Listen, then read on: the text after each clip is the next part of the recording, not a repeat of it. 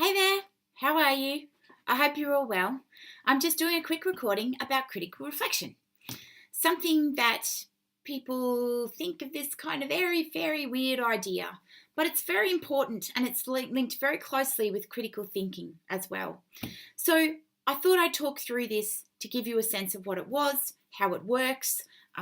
It's still a very nebulous concept, so it's pretty hard to describe, but I'm going to do my best to give you some introduction around it. The most important part to start with is to say that what we have on this first slide, the image of the academic looking at himself in the mirror, is clearly not what we mean by critical reflection. It's not about sitting there and doing what my 16-year-old does and, critique his face and all of that sort of stuff in the mirror. It's much deeper than that, and it requires a certain thought process, which I'm hoping to walk you through a little bit in this lecture. So we will talk about what critical reflection is, what's involved in critical reflection, and what a strategy is to help you think through those processes. Now, a lot of people say to me, why do I need to critically reflect as a police officer? And it is one of the most important things that you will do. So many people talk about how they don't have time for this sort of stuff, but it's becoming a crucial part of the work that police do on a day-to-day basis. And they often have to engage critical reflective thinking at a moment's notice under huge amounts of pressure. So it's a crucial element of most degree programs to teach students to think in critical ways. The focus of organisations like Tasmania Police is very much making critical thinkers for the future of policing. It helps students learn not only what to do, but also why they are doing it, and it makes it easier to adapt, to deal with real life situations, make change, and think of other ways of doing the task. You can see how here it's linked to critical thinking. It's very important. So when we think of critically reflective practice, it's not what we're thinking about with this officer sitting here doing a bit of meditation, because that's what people often think. It's a bit different to that. Other people will say it's a luxury we can't afford. What the hell? How the hell am I supposed to find time in my day, which is very typical of 14-hour days, to try and take a moment to think? But the reality is that the busier you are as an officer, particularly, the more reflective you need to be. So it's absolutely vital that you think through this type of stuff, and you can make it something that you do in your everyday practice just to help you get through stuff and make space. So I've implemented a critical reflection assignment in one of my units for Tasmania Police Professionalisation Program, and the comments that I have got back really reflect the need for officers to take this time. I was really stressed about the assignment. It turned out to be the one I've enjoyed the most because it was really relevant to what we all do as police. I must thank you. Forcing me to put my thoughts down about this incident has let me close the door on it. I feel as though I can let it go now. I want to thank you for the assignment. I really enjoyed putting it together. I found it quite therapeutic. So a lot of people talk about how they think that, at the first glance, they thought, this is going to be ridiculous. Why am I doing this? And they, in fact, found it really useful to really think about this sort of stuff and what they were going to do in future. So I guess reflecting on jobs and outcomes, I did a lot when I worked with someone else, but moving to a two-person station, bulk of my work I do alone. I found it interesting to think more deeply about a job and basically provide feedback to myself rather than in discussion with someone else. I can see that doing that more often will improve how I deal with incidents like this in the future. And a lot of people talk about that. So it's really critical that we do this critical reflection. And people argue that, research tells us that the more under pressure we are, the more we need to do this. Thinking about what my roles and duties are. Am I clear about what's expected of me? What are my goals and how will I achieve them? What are my priorities and what's the best use of my time? What strategies are available to me in order to manage the pressures that I face? Who can I rely upon to support me and who can I collaborate with? What previous learning and research can I draw upon to help me cope with my current challenges? All of these things are great critical reflective thinking questions. And they're not things you'll do all the time. You might just think about one of these things at the time that you're doing something, but they will help you think about it in the long term. So there's a really good book called Reflective Practice for Policing Students, written by Selena Copley. It's a small book. It's so useful for thinking through the different issues around critical reflection and how it's important for policing students to actually engage in that type of focus. Sometimes it can be a little bit too focused on learning in some parts of it, but there are really good parts that talk about reflective learning generally. And they outline a few different models for thinking through the reflective practice process. And one of them that they outline is Kolb from 1984, the experiential learning cycle.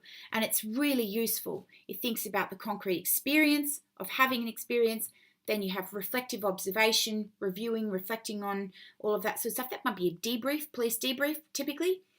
The parts that we miss as police officers are often abstract conceptualization, which you go away, you learn, you read about, what's best practice when it comes to dealing with a family violence offender. Go away and actually learn about that stuff. And then you move to active experimentation, which is planning or trying out what you've learned with your future incidents. It's fairly straightforward, but it's such a great way of conceptualizing this process. So that's just a little bit more explanation about Kolb's experiential learning cycle and how you can work through concrete experience, reflective observation, abstract conceptualization, and active experimentation. I'm not going to read it out. It's fairly straightforward. You can have a look at the slides. There's another model that they talk about as well, which is 2 types of reflective practice talked about by Shon. So there's this thing that they call reflecting on action. The type of stuff we talked about above, exploring areas of practice after an event in order to formulate new understandings of what happened and develop new skills. That's a reflective practitioner where, that's basically a debrief process, really. And then we've got something called reflecting in action, which is a bit different. And this is what we call the reflexive practitioner, being able to look at themselves in that process too. Thinking on your feet. Police do that stuff a lot, as you would well know. How individuals make sense of practical situations while they are involved in them themselves, and the different things that you can do to give yourself space to make that possible. And of course, the ability to assess situations very quickly, apply existing knowledge, and adapt to the situation that you're dealing with. So it's a very, very different process. Then we've got good old Bill Crawford. Bill Crawford is a former pilot, stealth pilot, has done some great work. There's a YouTube video that he's got up online that talks about his own model of critical reflection that you can have a look at. And it's very, very similar to a debrief process and a couple of the other models, but it's useful. What went right? What went wrong? We've incorporated our debrief basically there. Most importantly, why? This is a question which is crucial if we're to move beyond just those simple questions to thinking, deeper and more reflectively about what happened. And most importantly from there, what can we learn from this? What new things can we do to make sure that that doesn't happen again? So Bill's model is pretty useful in that sense. So this is just a short video that you can watch, and I've given you a link to it on this slide so that you can have a listen.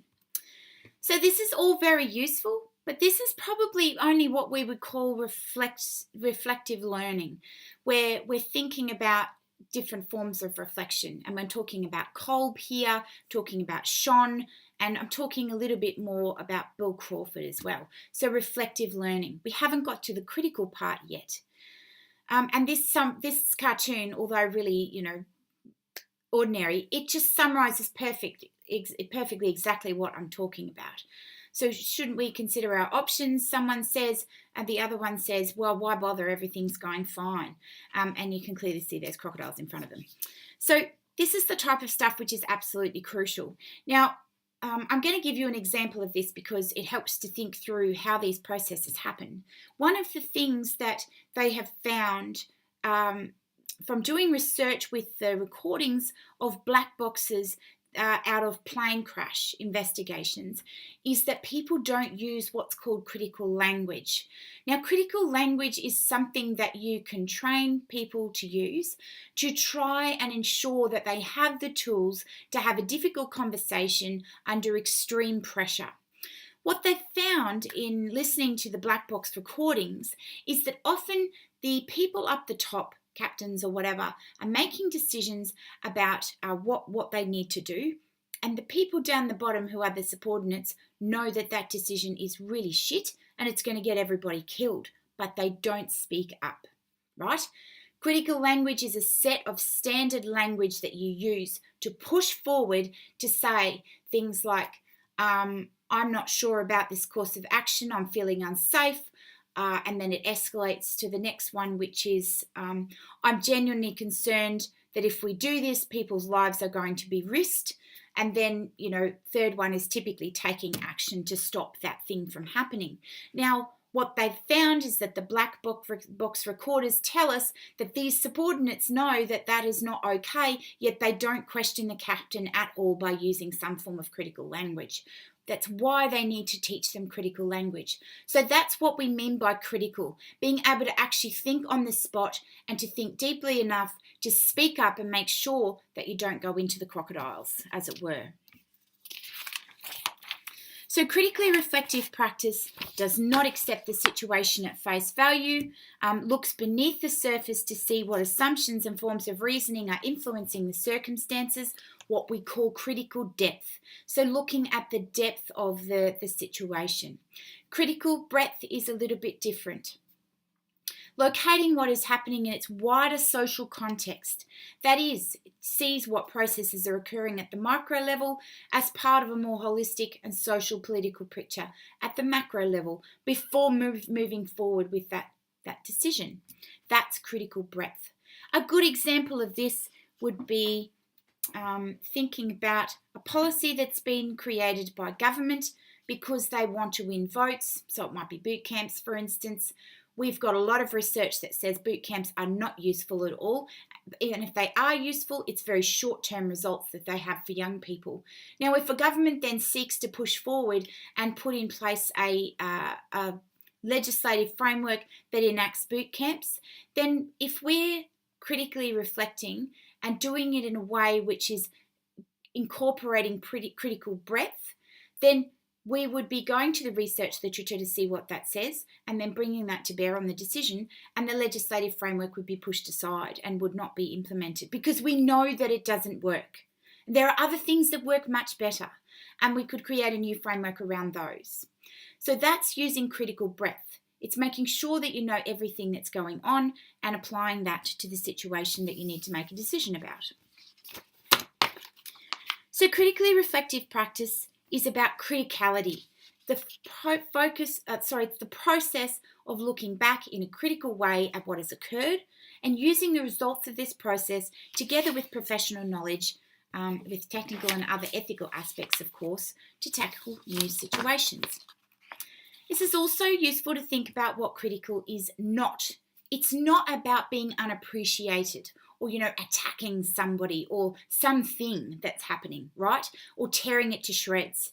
Critical is also not about a crisis point, which is very typical of the way that police think about, a critical moment or a critical incident, right? So we need to be able to think outside the boundaries of that too.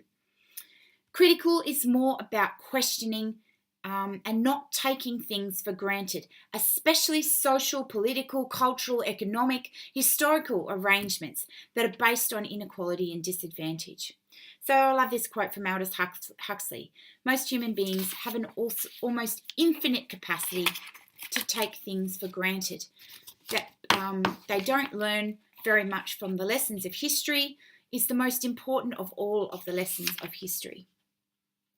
So it kind of summarises the types of things that we're talking about here. Now Taylor, who's cited in Thompson and Thompson, describes this really well in reference to a quote from Bandman and Bandman. So that sounds crazy. So Bandman and Bandman have been quoted in Taylor, and then Thompson and Thompson have cited that quote from Taylor. It's very random, but I thought I'd give you another demonstration of how referencing is so fabulous at the best of times. So critical thinking is the rational examination of ideas, inferences, statements, beliefs, and actions. It includes scientific reasoning, decision making, and reasoning about issues. And it's also reasoning in which we analyse the use of language, formulate problems, clarify and explicate assumptions, evaluate conclusions, weigh evidence, discriminate between good and bad arguments, and seek to justify those facts that result in credible beliefs and actions.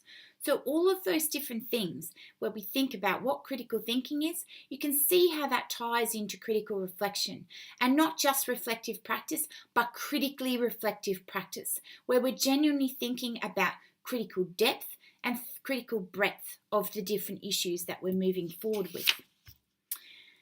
Anyway, that's it for now. I hope that was helpful, and I hope most importantly that it helps you to deal with situations like this one in the picture on the last slide, where there's a myriad of different concerns going on in this particular New Year's Eve in London. Let me know if you've got any questions. Just have to get in touch, and that's it. See you later.